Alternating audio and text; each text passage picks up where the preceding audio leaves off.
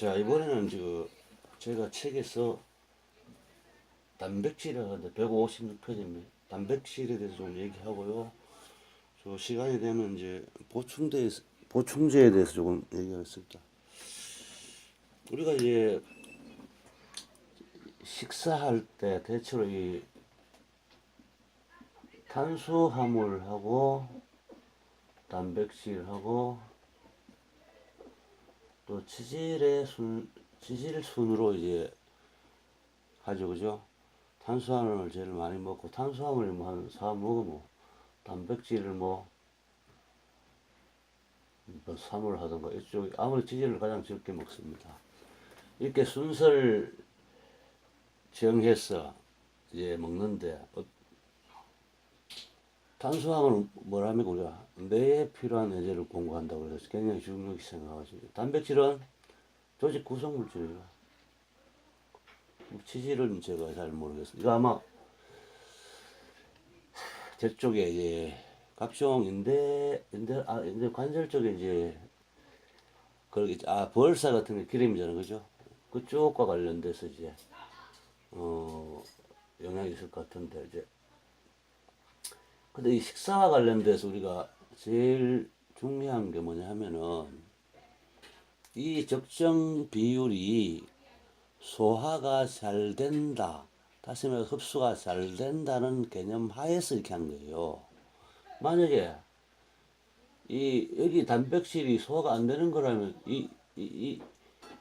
뭐라고 하죠? 53, 이 비율이 깨지는 거잖아요. 그죠? 또 지질 같은 경우도 이 지질이 사실은 소화가 잘 안 되죠. 기름이. 그죠? 잘 안 된다고요. 그래서 이제 이 먹는 것 관련돼서 제일 중요한 게 흡수되느냐 아니에요. 흡수되느냐. 어떻게 잘 흡수되느냐. 그 다음에 중요한 것은 다양하냐 이거야. 다양하게. 마찬가지로 음식도 같은 음식이 들어가면 우리 내장 기관 내에서 다양하게 들어가면 이 습이들 그죠? 반응이 떨어질 거 아니에요. 반응이 떨어지면 어떻게 됩니까? 자극에 대한 반응이잖아요. 반응이니까 활동을 민감하게 하지 않을 가능성이 습이되니까 흡수되느냐 안 되느냐가 제일 중요하고 그 다음에 이런 것을 다양하게 드셔야 된다고요. 그리고 각 영양 성분의 그 퍼센트냐 이것은 몇 끼요, 몇 끼. 몇 끼, 뭐 단백질, 뭐 27g 뭐 이렇게 하는 거예요. 하루 80g이라면 단백질 우리가 권장량이 80g이라면 몇 끼 나눠서 80g이죠. 뭐 아침에 안 먹고 점심에 안 먹고 저녁에 80g 먹겠다. 이건 아닙니다. 그죠? 예. 우리 소화력이 있기 때문에 갑자기 많이 였는다고 그래서 소화되는 게 아니고 흡수량이 일정 고정돼 있어요. 흡수량이 고정돼 있어요. 그러니까 소화 흡수를 다 못한다고 보시면 돼. 탄수화물은 최근에 탄수화물과 관련돼서 탄수화물을 줄이고 그리고 단백질로 뭐 다이어트를 한다 그래요. 다시 말해서 소위로만 다이어트를 한다 이런 소문이 있었거든요. 이게 분명히 어떤 의미로 보면 유효성이 있을 겁니다. 그제? 근데 유효성이 있을 겁니다. 그러니까 탄수화물을 안 먹고 뭐 다이어트 소고기로만 이제 다이어트를 한다는 얘기인데 단백질은 그냥 다이어트를 하다가 특별한 상황을 만들어서 하는 거죠. 그죠? 이 단백질 통상 이제 80g을 먹으라 그러는데 헬스 선수 중에 로니 콜린이라는 사람이 있는데 이 사람은 단백질을 어마어마하게 먹었어요. 그런데 결과가 나쁜 게 아니고 결과가 좋았습니다. 근데 우리가 잊지 말아야 할 것은 전문 운동선수하고 일반인하고는 좀 틀려요. 로네 콜린 같은 전문 운동선수들은 뭡니까? 몸이 활성돼 있잖아요. 그죠? 몸의 활성도가 틀려, 그죠? 활성도가. 높다고요. 근데 일반인들은 몸의 활성도가 낮아요. 그래서 이런 단백질을 가지고 하는 것은 좀 생각해보고 결정할 필요가 있습니다. 그리고 이 치진, 이건 기름입니다, 기름. 자, 우리가 이 기름 보면은, 기름이 이제 뭐 콩이라든가, 그 뭐 피마자라든가, 다 짜면 기름이 나오잖아요, 그죠? 그런데, 아니 뭐 고기에도 기름이 있고, 기름이 있는데, 이 기름은 기본적으로 소화가 잘 안 됩니다. 그래서 이렇게 기름 성분을 많은 것을 이렇게 먹으면 소화가 잘 안 돼요. 당연 소화가 안 되니까 흡수도 잘 안 됩니다. 특히 그 오리고기가 굉장히 기름이 많잖아요. 그죠? 그래서 이제 뭔 판입니까? 불판에다 이제 기름을 빼면서 이제 먹는데 그래도 이 기름이 많아요. 그래서 제 경험상 오리고기가 흡수율이 그리 높은 것 같지는 않습니다. 그래서 우리가 알고 있는 그래서 오리고기가 좋다라는 생각도 한번 판단해 볼 필요가 있습니다. 그리고 단백질은 이제 단백질을 가만있어 봅시다. 주로 단백질은 이제 닭가슴살과 우유를 이제 완전 단백질이라고 그래서 얘기하고 있죠. 근데 이 완전 단백질은 알다시피 소화 흡수가 안 돼요. 단백질이라는 물질이 그래. 소화 흡수가 안 돼요. 또 신분실 단백질, 콩도 잘 소화 흡수가 잘 안 됩니다. 그래서 이 단백질을 먹을 때는 이것의 흡수를 도울 수 있는, 다시 말해서 이것과 함께 들어가면 소화가 잘 되는 어떤 특정한 채소류나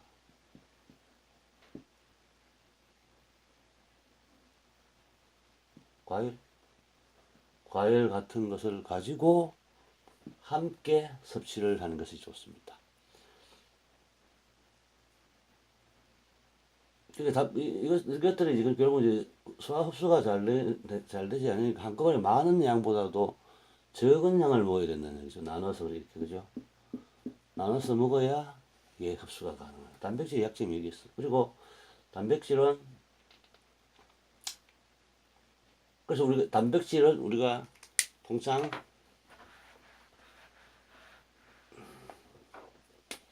뭐 식물성 단백질 있잖아요. 그죠? 또 동물성 단백질 있고요. 식물성 단백질은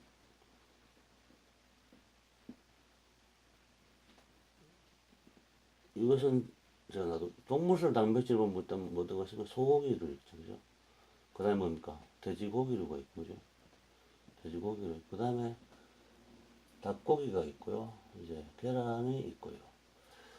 근데 이제 대부분 이 닭고기와 계란을 가지고 단백질을 이렇게 보충하려고 그러지 않습니까? 그 왜 그러냐면은 닭고기와 계란이 가격이 저렴하기도 하지만은 가장 잘 흡수되는 성격을 사람들이 알고 있기 때문에 사용하는. 그래서 가능한 닭고기와 계란을 많이 드십시오.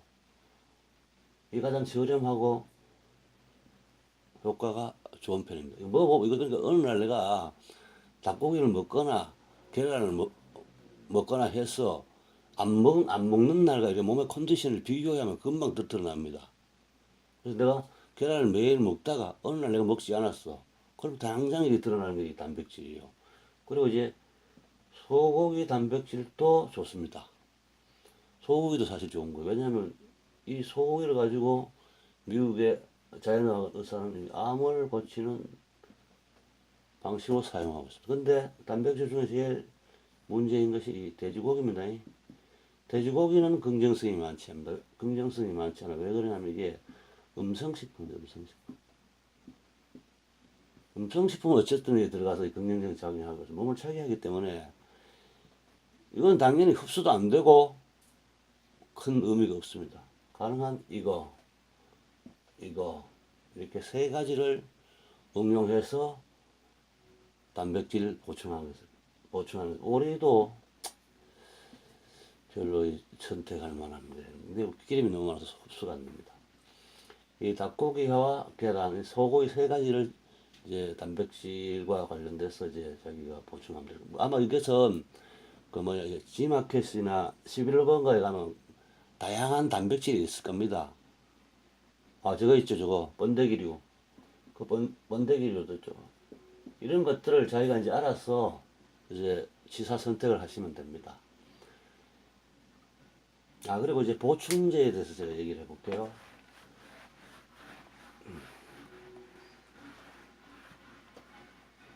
미국이나 여러 군데 가면 이제 가정에 그 부엌에 뭐 다양한 보충제들을 많이 이렇게 쌓여 있다 그래요. 그러니까 슈퍼나 우리나라 지금 슈퍼 이런 데서 보충제를 자유롭게 판다고 합니다. 근데 우리나라도 이제 이 보충제를 이제 한두 가지씩 다 가지고 있고 또 외국에 여행을 한 사람들은 이제 자녀들이 사줘서 이제 대부분 보충제를 가지고 있습니다. 그런데 이 보충제도 이제 미국에도 많이 우리나라도 많이 사용하고 있는데 우리나라는 이 보충제 전문가가 없어요. 그래서 어떤 보충제를 사용하는 것이 좋은지 또는 어느 회사 제품을 사용하는 것이 좋은지 그리고 또 그 보충제의 효과는 무엇인지 정한 지식을 전달할 사람이 없는 겁니다.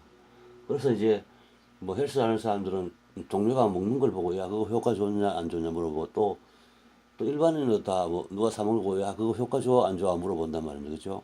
근데 효과라는 것이 이게 객관적으로 잘 증명이 안 되는 거예요. 기분에 따르게 달라져 버리니까. 그래서 이제 보충제를 이제 우리가 좋은 보충제를 선택하고 또 어떤 보충제를 먹어야 하는 것이 잘 모르니까 이것을 안내해 주는 이제 지침서가 필요한데 지침서요. 책이 있습니다. 제가 알기로는 비타민 바이블이라는 책이 있어요. 이 비타민 바이블이라는 책을 사서 보시고 보충제를 활용하시면 될 것 같아요. 물론 여기는 제품에 대해서는 안 나왔습니다. 제품의 좋고 나쁨은 뭐 인터넷이나 여러 다른 경로를 통해서 알아보시고 일단은 비타민 바이블이라는 책을 보시고 이 보충제에 관해서 좀 생각을 해 보시기 바랍니다. 과거에는 이제 보충제가 뭐 무슨 병을 가져온다 이런 소리 하는 사람들이 많았을 거예요. 특히 의사들이 그런 소리만. 실제 이제 이런 소리는 이제 하는 사람이 없습니다. 왜냐하면 의료인들의 상당수가 이제 보충제를 활용해서 치료에 임하는 사람이 많아졌습니다. 제가 아시는 어떤 분은 이제 비타민 D를 이렇게 처방을 많이 하더라고요.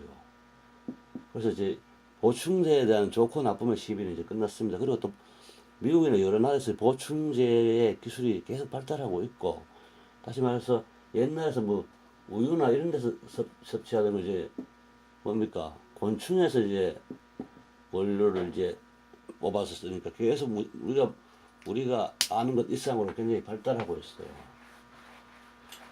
대체로 이제 우리가 제일 먼저 이제 보충제를 선택해야 할 것은 일단은 비타민 비복합체 컴플렉스 1번으로 해야 됩니다. 왜냐하면 이것은 조효소적 요소가 있기 때문에 1번입니다. 2번은 뭡니까? 뭐 단백질 당연히 아미노산이 들어가죠. 아미노산 들어갑니다. 그 다음에 저희가 이제 운동량이 많고 또 한다면 BCAA가 들어가죠. 또는 자기가 내가 간이 좀 좀 문제니까, 그러면 리버와 관련된 어떤 보충제를 먹을 수 있습니다. 또, 난 당뇨가 좀 있어. 그럼 뭐 당뇨에서 온 어떤 성분을 가지고 만든 보충제를 자기가 먹을 수 있습니다. 그죠?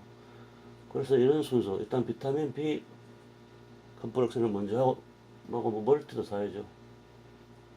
이걸 1번 하시고, 아미노아시드를 한 2번 하시고, BCAA를 3번 하시면 됩니다. 특히 BCAA는 나이 든 분이 이렇게 사용하시면 좋아요. 제가 아시는 분이 어머니가 나이가 지금 80, 90다 되셨는데 이걸 거의 뭐 상용하고 있습니다. 이걸 상용하니까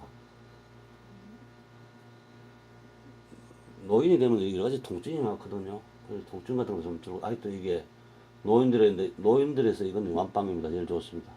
많이 사용하도록 하시면 됩니다.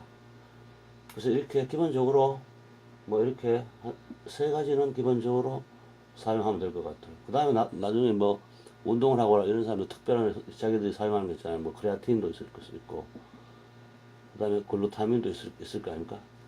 다양하게 자기가 알아서 이제 사용하면 되는 것이. 일반인들은 이렇게 세 가지, 알아서 이쪽 분야는 약간 특별한 문제니까 알아서 하시면 됩니다. 그리고 이제 제가 보충제에 대해서 말하고 싶은 것은, 이게 다 서양에서 나온 보충제잖아요. 기본적으로 모든 보충제는 조효소의 역할을 하거나 아니면 영양제 역할을 하거나 다 이런 거잖아요. 그죠? 그럼 우리도 과거에 전통적으로 어떤 특별한 문제를 해결하는 것도 영양과 관련된 게, 그리고 한의학에 그런 게 있지 않습니까? 그죠?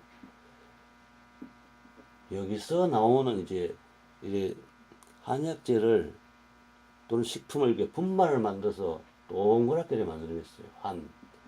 환이를 하는데, 이런 것을 보충제와 함께 사용하는 게 좋지 않을까 생각을 하고 있어요. 왜냐하면 우리는 한의학 관련 또 우리 민족이 또 좋다라는 음식이나 식품이 있지 않습니까?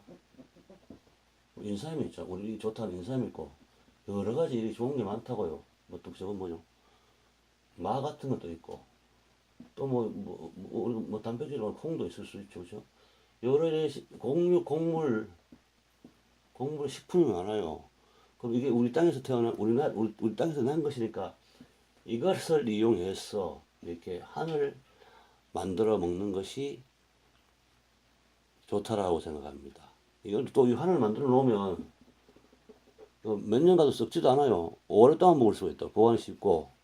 그래서 한국인의 경우에는 서양에서 나온 보충제도 사용하고 우리 고유의 건강 지식이 있으니까 그것을 응용한 이렇게 환을 만들어서 먹는 것이 좋다 이겁니다.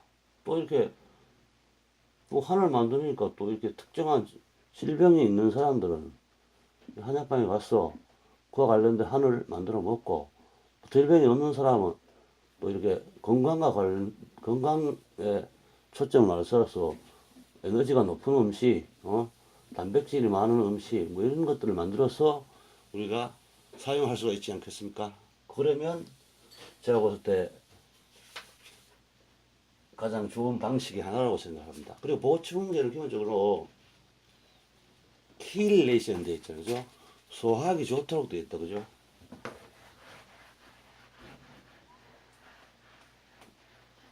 보충제는 이제 킬레이션이 되어 있어요. 다시 말해 소화하기 좋게 되어 있습니다. 근데 이걸 소화하기 좋게 되어 있으니까 이제 처음 사용할 때는 한 이 정도 반응을 했었는데 계속 사용할 때는 어떻게 될까? 반응이 떨어지겠죠, 그죠? 킬레이션이 그렇잖아요, 그죠? 처음에 이 정도 흡수가 하다가 나중에 떨어지지 않습니까? 이것은 뭐 걱정 안 하도. 왜냐하면 보충제 산업이 워낙 발달하니까 킬레이션에 의한 그 흡수 여기 떨어지는 것을 걱정하지 않아도 될 것 같아요. 왜냐면 보충 사항이 워낙 발전하니까. 자, 오늘 여기까지 하겠습니다.